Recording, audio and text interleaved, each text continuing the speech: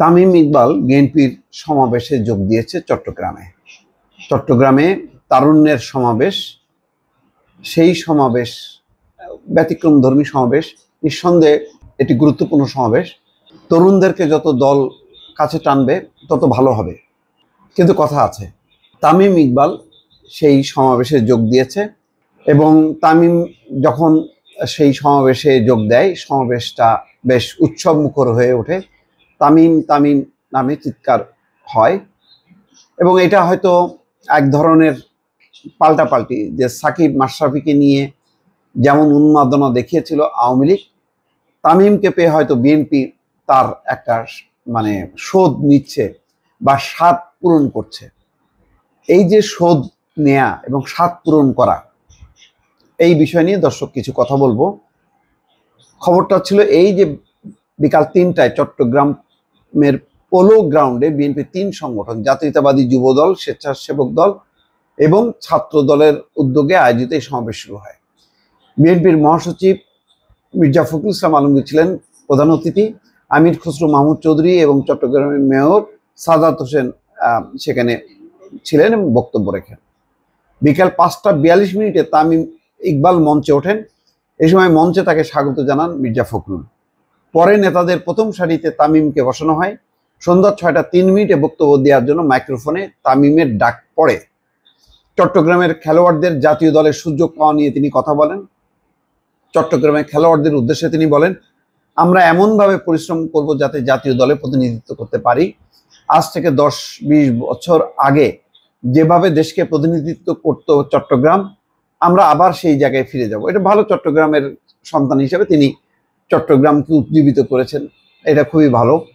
তিনি কথাও বলেছেন, বক্তব্য দিয়েছেন খেলাধুলো নিয়ে বা তার নিজের অসুস্থতা নিয়ে। বলেছেন যে চট্টগ্রামে খেলাধুলা নিয়ে আমার সঙ্গে বিএনপি নেতাদের নিয়মিত কথা হয়, আমরা কিভাবে চট্টগ্রামের খেলাধুলাকে আগের জায়গায় নিয়ে আসতে পারি সে ব্যাপারে আলোচনা হয়। তামিম ইকবাল যোগ করেন, আমি নিশ্চিত তারা যখন সুযোগ পাবেন সর্বোচ্চ চেষ্টা করবেন চট্টগ্রামকে এগিয়ে নিতে। সেটি যে ধরনের খেলাধুলাই হোক না কেন, ক্রিকেট, ফুটবল, ব্যাডমিন্টন, যে কোনো ইভেন্ট প্রমোট করবেন। নিজের অসুস্থতার কথা বলেছেন, আজ আপনাদের ভালোবাসা পেয়ে খুশি। আপনারা জানেন আমি অসুস্থ, ধীরে ধীরে সুস্থ হয়ে উঠছি, বেশি কথা বলা উচিত না। হঠাৎ তামিমের বিএনপির সমাবেশে অংশগ্রহণের পর তার রাজনীতিতে জড়ানোর বিষয়ে গুঞ্জন ওঠে। তাহলে কি তামিম ইকবাল বিএনপিতে যোগ দেবেন? তিনি নির্বাচনে দাঁড়াবেন নাকি ক্রিকেট বোর্ডের দায়িত্ব পাচ্ছেন? এসব নানা আলোচনা ডালপালা মিলছে, সব ভালো। কিন্তু আমার কথা হলো, এই আমি সাকিব আল হাসান মাশরাফির আওয়ামী লীগের যোগ দেয়া, তারপরে এমপি হওয়া, এটার সমালোচনা করেছি। আমি বলেছি তাদের এই চেষ্টাটা বা এই অংশগ্রহণটা আওয়ামী লীগের পুরো ক্রীড়াঙ্গনের একটা কালো অধ্যায়। এর ফলে ক্রীড়াঙ্গন কলুষিত হয়েছে, ক্রিকেট তার গতি হারিয়েছে। দেখেন, সেই যে গতিটা আমরা উঠছিলাম মাশরাফি এবং সাকিব আল হাসানের রাজনীতিতে অংশগ্রহণের আগে, তারপর তাদের রাজনীতিটা যত গভীর হয়েছে, তারা এমপি হয়েছেন এবং আস্তে আস্তে প্রথমে মাশরাফি 2018 আর 24-এ এসে সাকিব আল হাসান, তাদের অংশগ্রহণ যতটা নিশ্চিত হয়েছে, আস্তে আস্তে খেলা নিচে নামতে শুরু করেছে এবং এখনো পর্যন্ত সেই অবস্থানেই আছে। অবস্থান আমাদের উন্নত হয়নি। এই অবস্থায় ক্ষমতার পালাবদল হয়েছে। বিএনপি ক্ষমতায় না আসলেও ক্ষমতায় আসি এমন অবস্থানে আছে।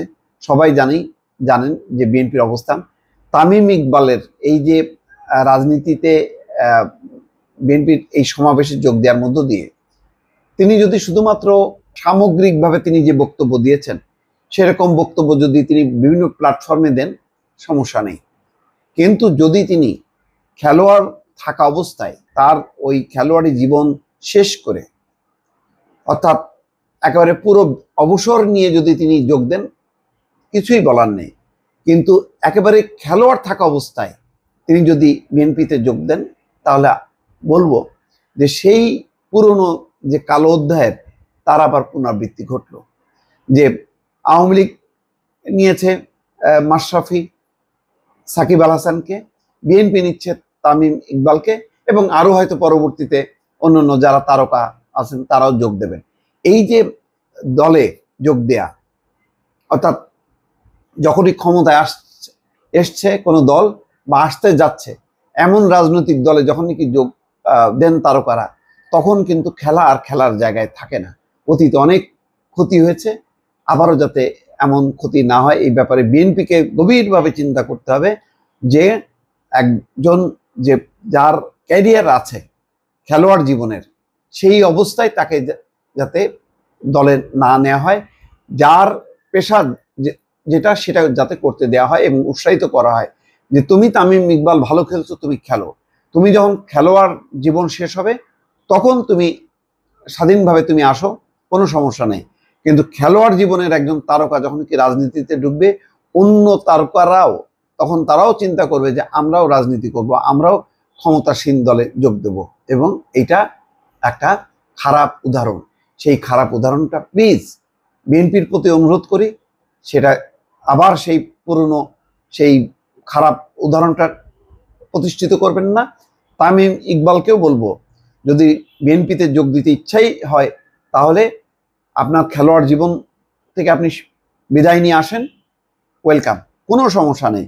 বিএনপি জামাত যে কোনো দলে আপনি যোগ দিতে পারেন, কোনো সমস্যা নেই। কিন্তু রানিং অর্থাৎ চলতি অবস্থায়, মানে আপনার ক্যারিয়ার থাকা অবস্থায় রাজনীতিতে অংশ নেবেন না। ভালো থাকবেন, আল্লাহ হাফেজ।